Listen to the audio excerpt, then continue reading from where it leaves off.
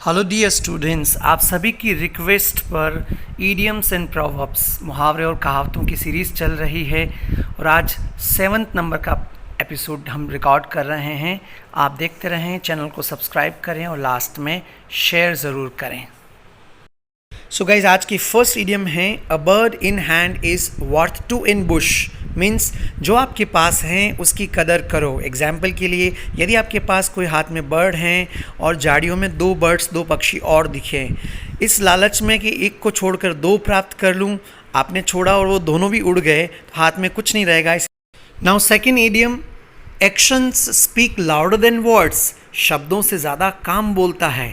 Means कुछ लोग बड़ी बड़ी बातें करते हैं, मैं ऐसा कर दूंगा वैसा कर दूंगा, और यदि वे बार बार ऐसी बातें करते रहते हैं तो धीरे धीरे लोगों को ये लगने लग जाएगा कि ये सिर्फ बातें करता है।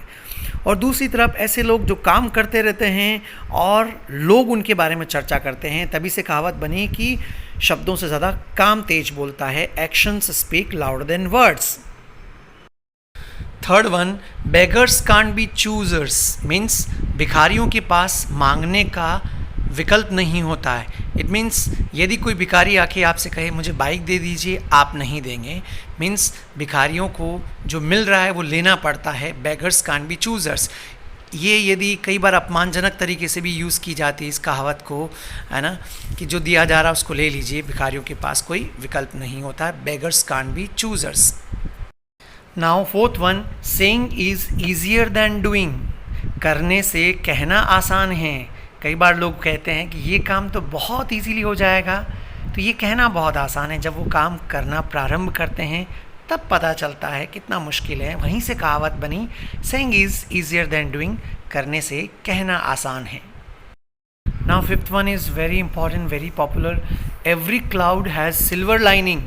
मीन्स हर मुसीबत में प्रकाश की किरण होती हैं। इट मीन्स सभी समस्याओं का समाधान होता है। जैसे बादल क्लाउड हैं, अंधेरा है, लेकिन जब बिजली कड़कती हैं तो सिल्वर लाइनिंग, कहीं न कहीं प्रकाश की किरण दिखती हैं। वैसे ही हर मुसीबत में प्रकाश की किरण होती है। Eighth one, an empty vessel max more noise. Means खाली बर्तन ज़्यादा आवाज़ करता है। और एक और नाम से पुकारते हैं कि थोता चना बाजे गणा। इट मीन्स जो कम ज्ञान वाला व्यक्ति होता है, कम नॉलेज वाला व्यक्ति होता है, वो ज़्यादा उछलता है, ज़्यादा शोर मचा के कहता है कि मेरे पास ये हैं, मेरे पास वो हैं।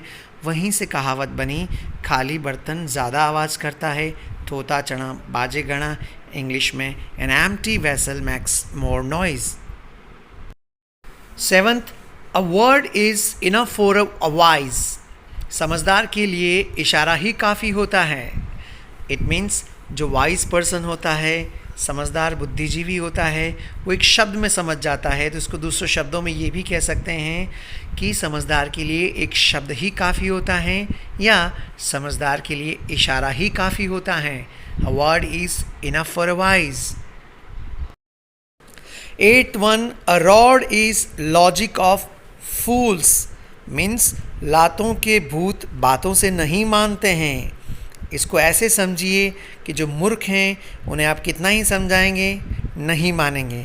लेकिन रोड का यहाँ पे मतलब होता है, जब आप डंडा उठाओगे या उसको किसी भी चीज़ से मारोगे तो वो अपने आप चुप हो जाएंगे। तो वहीं से कहावत बनी कि जो फूल्स हैं उनके लिए लॉजिक सिर्फ रॉड है। मीन्स लातों के भूत बातों से नहीं मानते हैं, लातों से ही मानते हैं।